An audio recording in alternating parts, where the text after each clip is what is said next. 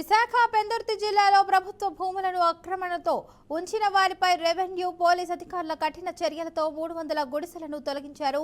వేపగుంట్ల, చీమలపల్లి ప్రాంతాల్లో సుమారు 6 ఎకరాల భూమిని స్వేచ్ఛ చేసి అక్రమదారులను అయితే నిరాకరించారు. ఇక పెందుర్తి తహసీల్దార్ వెంకట అప్పారావు అన్నారు, భవిష్యత్తులో కూడా ప్రభుత్వ భూమిని కబ్జా చేసిన వారిపై చట్టపరమైన చర్యలు తప్పనిసరిగా తీసుకుంటామన్నారు. ఆపరేషన్ సమయంలో అడ్డుకున్న మహిళలను పోలీసులు స్టేషన్ కు తరలించారు.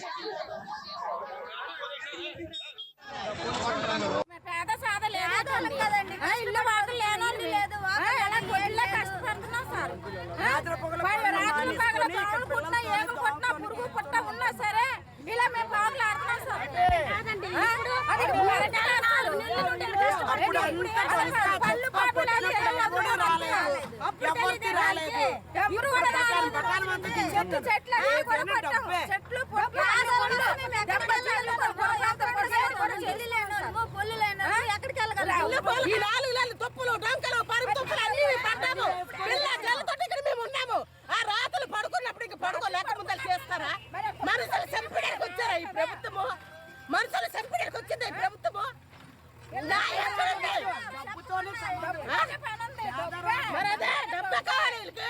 ఎక్కడ అమ్మిడిపోయారు ఈ జనాలు, ఎక్కడ అమ్మిడిపోయారు? పేదవాళ్ళకి ఇల్లు వద్దా? ఇల్లు ఉంటే మాకు ఇల్లు ఇవ్వకండి. ఇల్లు లేనకే ఇవ్వండి. ఇల్లు లేనకే ఇవ్వండి. మేమేమైనా ఊరుకొచ్చాము 4 నెలలు బట్టి పని పాటలు మానేసి అప్పు సప్పు చేసుకొని పాటలు వేసుకొని ఉన్నాము.